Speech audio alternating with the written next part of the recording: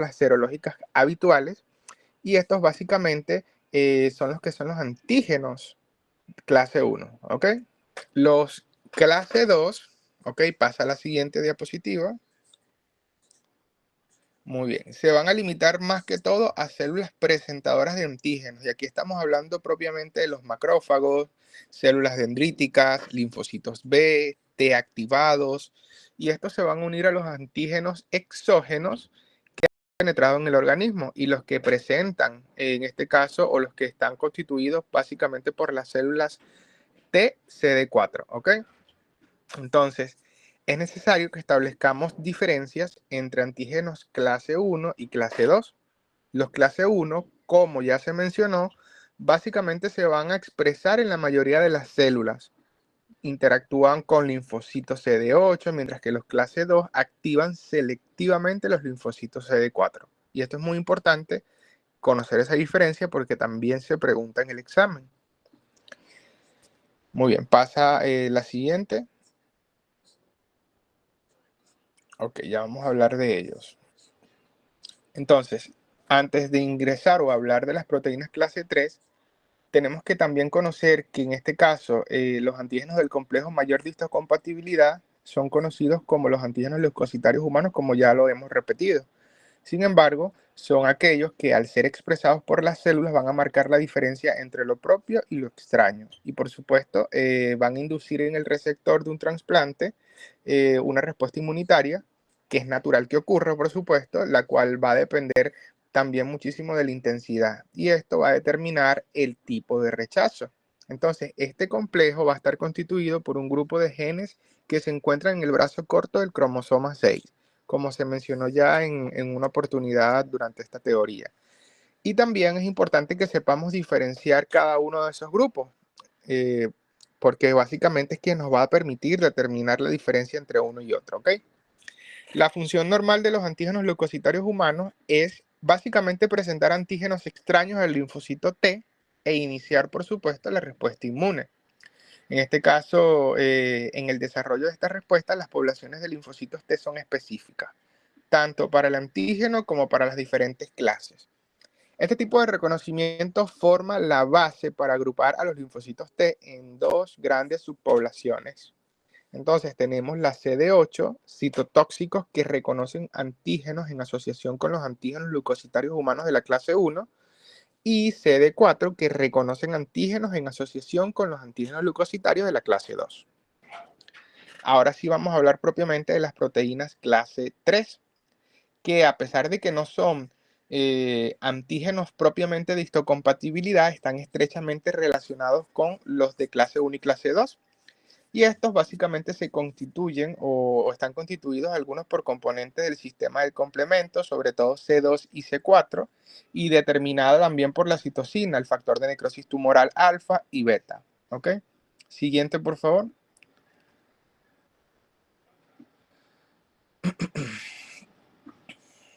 Muy bien.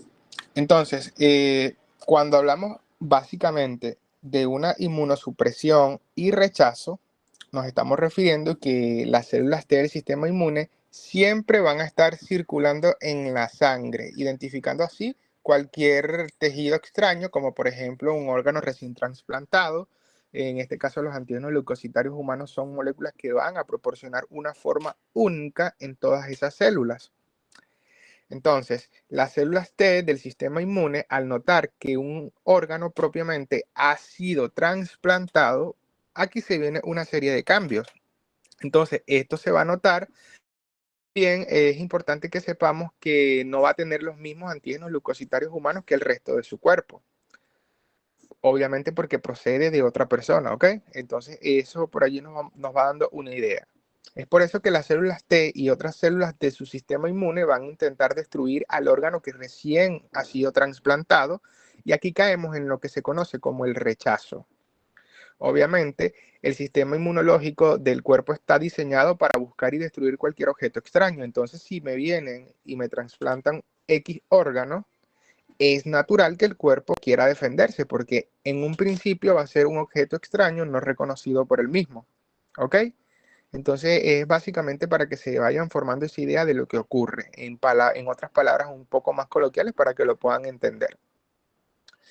Entonces, un órgano trasplantado ocurre todo este proceso que ya hemos estado hablando. Sin embargo, el proceso de destrucción de dicho órgano es llamado rechazo y por lo tanto va a ocurrir conforme el sistema inmune del cuerpo responda a la presencia de este órgano trasplantado. Sin embargo, existen receptores de trasplante propiamente y esta respuesta inmune necesita ser suprimida para proteger el órgano trasplantado del rechazo. Existe un mecanismo que es ese que observamos allí, en donde las células T, CD8 y CD4 van a reaccionar frente a los antígenos del complejo mayor de histocompatibilidad.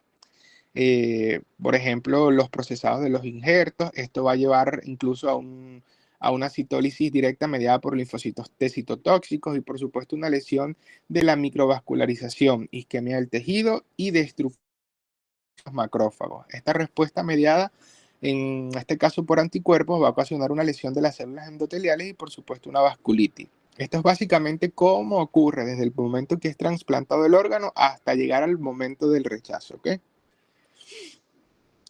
Pasa a la siguiente para ver. Vamos a hablar de lo que es el rechazo hiperagudo. Entonces nos estamos refiriendo a que el receptor ha sido previamente sensibilizado a los antígenos existentes, en este caso por el injerto, por ejemplo, una transfusión sanguínea, un embarazo anterior, infecciones por microorganismos con reacciones cruzadas con sistema de los antígenos leucocitarios humanos y por supuesto se va a manifestar en un plazo de minutos o incluso hasta 2 días como máximo, ¿ok? Por lo general, eso ya a los minutos se empieza a evidenciar, pero podemos darle incluso hasta un lapso de 2 días para que propiamente se exprese. En este caso, los anticuerpos preformados se van a unir al antígeno en el lecho vascular del injerto y pueden provocar una reacción mediada por el complemento y por el tipo de citotoxicidad que va a depender de dichos anticuerpos, ¿ok? Respecto a cuando hablamos macroscópicamente, vemos que el órgano va a estar cianótico. Pase a la siguiente, por favor, a ver cuál es la otra diapositiva. Ok. Va a estar en este caso el órgano cianótico, flácido. Microscópicamente podemos evidenciar microtrombos de fibrinas y plaquetas, infiltrado inflamatorio neutrofílico, necrosis fibrinoide arteriolar seguida de infarto parenquimatoso distal. Entonces, básicamente, todas estas características que les acabo de mencionar se la tienen que saber porque así es como se ve el órgano en ese caso cuando existe este tipo de rechazo. Pasa a la siguiente.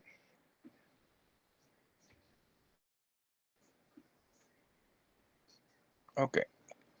Las células características de este proceso es la infiltración progresiva, o mejor dicho, el proceso que es más característico es la infiltración progresiva a los tejidos halogénicos por células mononucleares del huésped.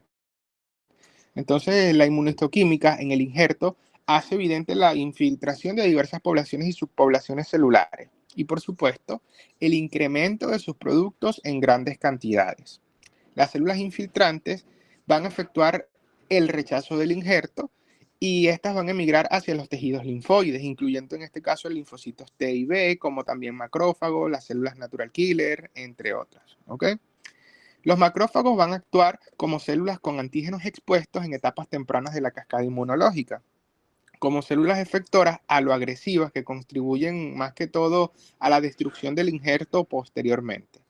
Sus productos, los monocinos, en este caso son particularmente esenciales para el proceso, pero también tenemos a la interleucina 1, que activa los linfocitos T, CD4 para la producción de sus propias citocinas, particularmente las interleucinas 2, el factor de necrosis tumoral,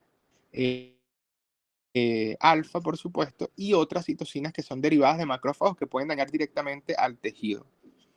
Yo sé, muchachos, que a lo mejor esto tiene mucha terminología que es extraña y desconocida para ustedes o que no la han estudiado de esta forma. Pero bueno, lo que sí pido es bastante paciencia y claridad al momento de cuando ustedes vayan a estudiar este tema. Apréndanse diferencias, apréndanse qué tipo de células se encuentran allí, todo ese tipo de detallitos es lo que los va a ayudar a responder por lo menos las preguntas de esta. Pasa a la siguiente para ver qué viene. No, la anterior. Déjala el rechazo agudo, la anterior.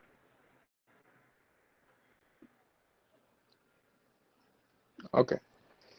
Entonces, con respecto al rechazo agudo y su mecanismo, está fundamentalmente mediado por células T y se considera las células T, CD4, que son ayudadoras, como el componente fundamental que inicia y organiza la respuesta del huésped principalmente, ya sea a través de la inducción de las interleucinas 2 y que las células CD8 son reclutadas secundariamente para completar el proceso de rechazo agudo. ¿Ok?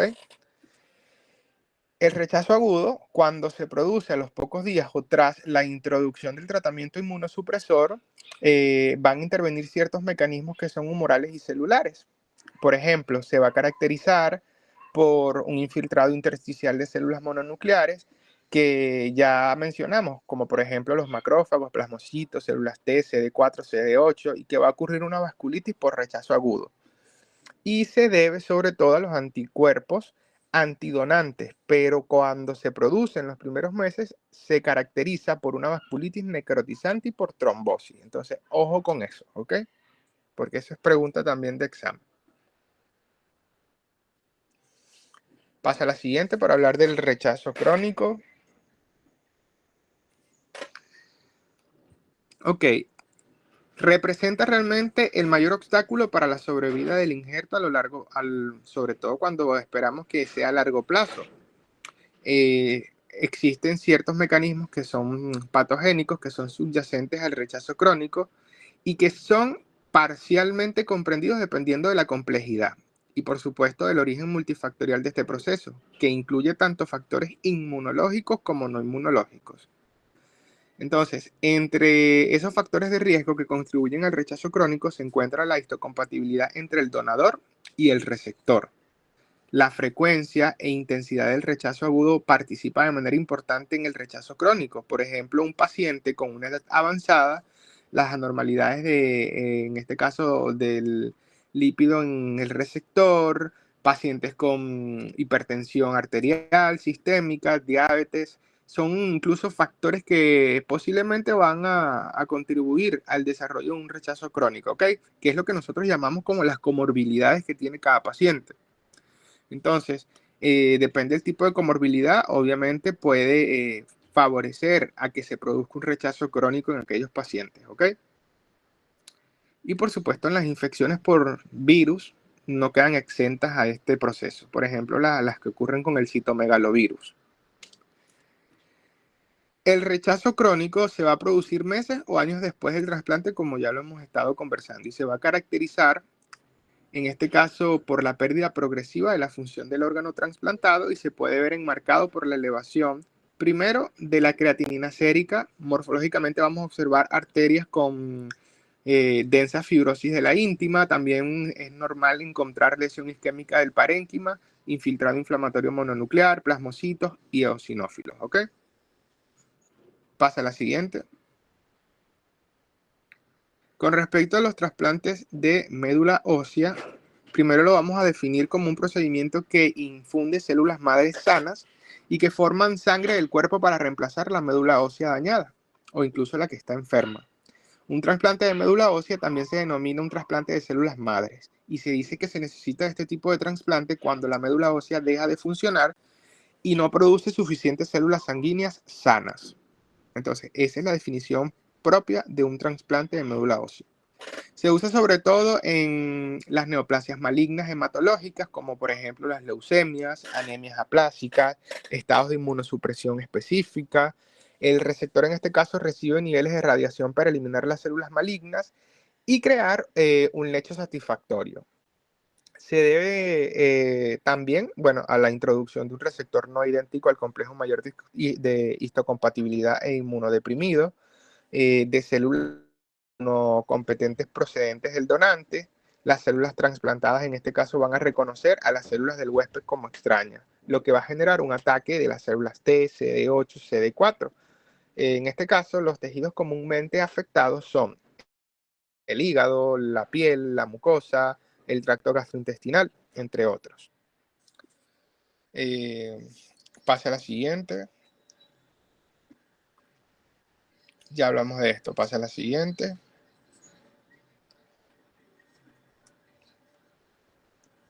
Sí, también hablamos de esto, de las enfermedades inmunológicas que pueden afectar o colaborar a esto, a que esto sea contraproducente para el paciente. Pase a la siguiente.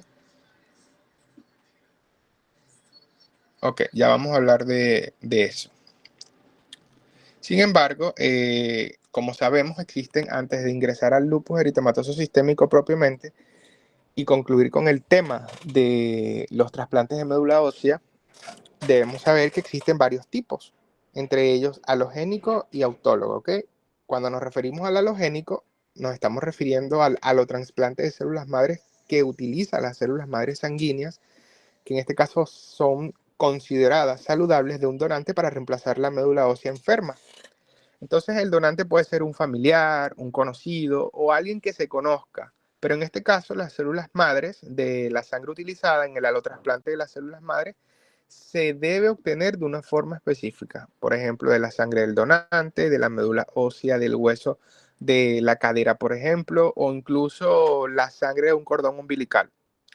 Y por supuesto, esto antes de someterse a un alotrasplante de células madre, el paciente debe estar preparado psicológicamente y también físicamente porque él tiene que recibir una dosis que por lo general es alta en quimioterapia o incluso de radiaciones para poder destruir las células enfermas. Y por supuesto, preparar al cuerpo para las células del donante, porque nada hacemos con introducir células que son, entre comillas, denominadas buenas o sanas frente a o mejor dicho, en un lugar donde esté dominado o enmarcado por células que realmente están enfermas. A eso me refiero, ¿ok? Por eso es que el paciente, previo a todo esto, debe ser sometido a una quimioterapia o radiaciones para tratar de destruir estas células enfermas, porque si no, no vamos a hacer absolutamente nada. Y está el trasplante de médula ósea autóloga, que se utilizan en este caso células madres sanas del propio cuerpo para reemplazar a la médula ósea afectada o dañada. Pero un trasplante autólogo, por supuesto, tiene un uso particular y es que las células del propio cuerpo durante el trasplante de células madres ofrece ciertas ventajas con respecto a las células madres de un donante. Por ejemplo, no necesita mucha preocupación con respecto a la histocompatibilidad de las células del donante, porque si es un trasplante autólogo de células madres, proviene propiamente o básicamente las células que se están produciendo o que están sanas, se van a trasplantar de un lugar a otro en el mismo paciente, ¿ok? Entonces, un trasplante autólogo puede ser una solución o incluso una opción si el cuerpo está produciendo suficientes células sanas en la médula ósea. Estas células pueden ser recolectadas, congeladas o incluso almacenadas para su uso posterior. Por lo general, bueno, se realiza este tipo de trasplantes en personas que necesitan una dosis elevada de quimioterapia y radiación para curar ciertas enfermedades y es probable que estos tratamientos dañen la médula ósea. Entonces, el trasplante autógeno, en este caso, eh, va a tener como ciertas implicaciones y es que las células madres van a ayudar a reemplazar a la médula ósea dañada, pero en la mayoría de los casos se utiliza para tratar afecciones que van a indicar una comorbilidad importante en ese paciente o va a tener una repercusión importante en el paciente. Por ejemplo, un linfoma de Hodgkin, un mieloma, trastorno de células plasmáticas, entre otros. Cuando hablamos que de los trasplantes de médula ósea pueden beneficiar a personas con diversas enfermedades, nos estamos refiriendo a enfermedades cancerosas, obviamente, pero no es solo decir malignas o benignas, sino que simplemente tratar a todo como una enfermedad y no estigmatizarlas. Entonces, por ejemplo, tenemos ciertas enfermedades como la leucemia aguda, la anemia plástica, síndromes de insuficiencia de la médula ósea, leucemia crónica, hemoglobinopatía, linfoma de Hodgkin, inmunodeficiencias en general, pero también existen errores congénitos del metabolismo, mieloma múltiple, síndromes mielodisplásicos, neuroblastoma, entre otros, ¿ok? Sin embargo, esto va a tener riesgos como todo tipo de procedimientos y es que algunas personas experimentan problemas asociados sobre todo con complicaciones que pueden requerir algún tratamiento o incluso hospitalización. Por ejemplo, las posibles complicaciones de un trasplante pueden incluir enfermedades del injerto contra el huésped, insuficiencia de células madres, daño de órganos, infecciones, cataratas, cáncer y por supuesto la muerte, si no es atendido a tiempo. Muy bien. Cuando hablamos entonces de las enfermedades autoinmunitarias, nos estamos refiriendo al lupus eritematoso sistémico, que es lo que vamos a hablar a continuación. Y su diagnóstico básicamente se va a realizar por la presencia de anticuerpos antinucleares, o lo que es conocido por las siglas como ANA, ANA. En este caso las incidencias son alrededor de 1 a 2 dentro de cada 500 individuos. Y es más frecuente por lo general en mujeres con una relación 9 a 1. Y por supuesto los ANA o los anticuerpos antinucleares se van a detectar por inmunofluorescencia indirecta, ¿ok? Que van a estar por lo general presentes en el ADN original. En cuanto al mecanismo, pasa la siguiente. Bueno, en cuanto al mecanismo, básicamente los núcleos de las células alteradas van a reaccionar y van a perder sus patrones cromatínicos y se convierten en cuerpos hematoxilínicos. En cuanto a la etiología por predisposición genética, por factores exógenos como fármacos, radiaciones o estrógenos, pueden existir muchísimas más, pero como les dije, el lupus es una enfermedad que se puede parecer a todo y puede tener incluso complicaciones al momento de diagnosticar, ¿ok? En cuanto al tejido, se puede evidenciar una vasculitis necrotizante aguda con depósitos fibrinoides en arterias de pequeño calibre y arteriola. Los tejidos más afectados van a ser la piel, el músculo. También hay una gran implicación a nivel del riñón y las serosas propiamente. Sin embargo, ningún órgano va a quedar exento. Como les dije, aquí el lupus es de difícil diagnóstico porque puede afectar todo, como puede afectar una sola parte nada más, y entonces como que se tergiversa el diagnóstico, porque en realidad se puede parecer a muchísimas otras enfermedades. Entonces es importante que ustedes estén presentes de que esta enfermedad puede ser muy silente, pero si sabemos cómo puede actuar la misma, lo podemos diagnosticar de una manera más sencilla. ¿Ok? Muy bien, pasa a la siguiente. Cuando hablamos de la afectación a nivel renal, nos estamos refiriendo más que todo a una nefritis lúpica. La dividimos en 5 clases. ¿Ok? La clase 1 se va a caracterizar porque los glomérulos están normales. La clase 2 hay una glomerulonefritis mesangial caracterizada por hematuria y proteinuria leve. Es importante que se sepan por lo menos todo lo que caracteriza cada fase, porque eso se puede preguntar. En la clase 3 hay una glomerulonefritis, en este caso que es focal, caracterizada por hematuria, que puede ser recidiva ante una proteinuria incluso, una insuficiencia renal leve, incluso tumefacciones glomerulares focales y segmentarias, ¿ok? Con proliferación endotelial y mesangial. Pasa a la siguiente, para la clase 4.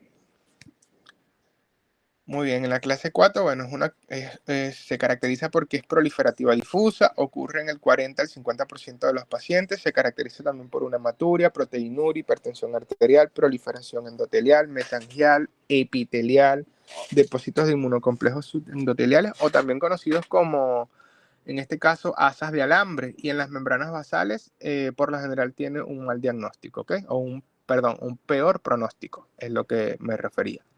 Y por supuesto la clase 5 o membranosa se caracteriza por proteinuria o también por un síndrome que en este caso es lo que nosotros llamamos un síndrome nefrótico. Es normal encontrar engrosamiento difuso de las paredes capilares y depósitos de inmunocomplejos subepiteliales.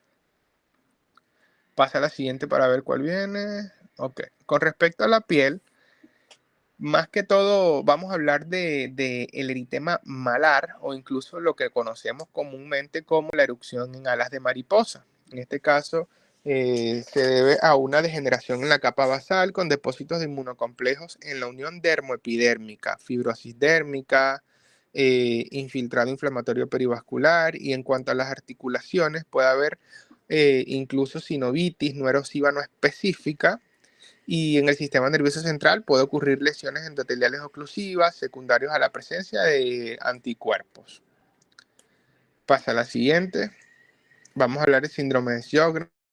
Podemos definirlo como un síndrome de las mucosas secas, ¿ok?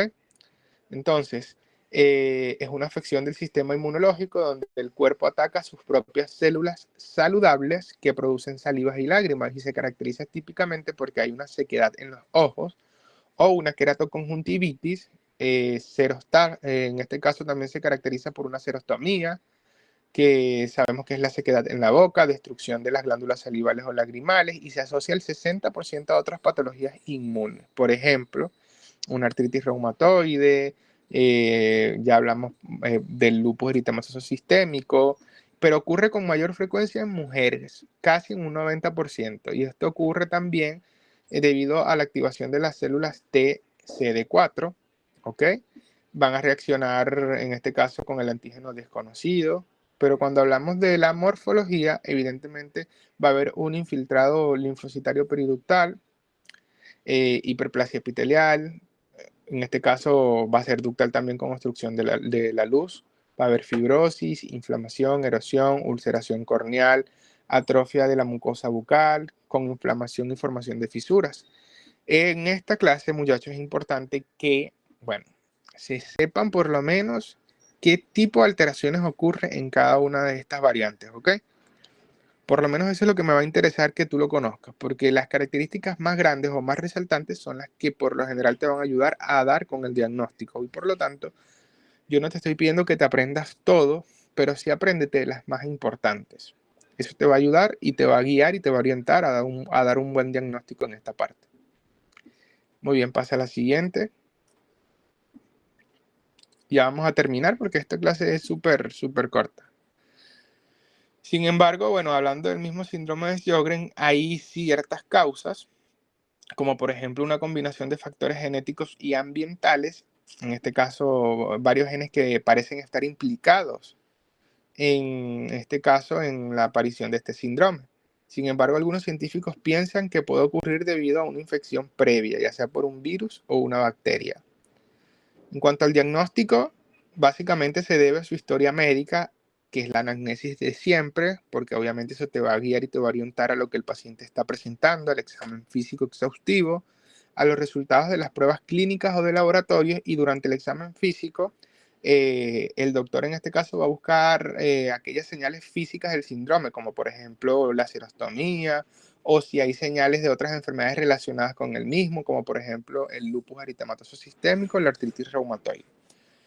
Entonces, quizás esta es la clase, bueno, yo considero que esta es la clase más compleja de este primer parcial. Sin embargo, como les digo, estudiense los grandes detalles que te ayuden a identificar ciertas entidades y no debería haber ningún problema con esto, ¿ok? Incluso ya a medida de que he dado la clase les he dicho, por ejemplo, la clasificación es importante, la clasificación a nivel renal cuando cuando el lupus afecta al riñón propiamente, que es lo que nosotros hablamos como una nefritis lúpica.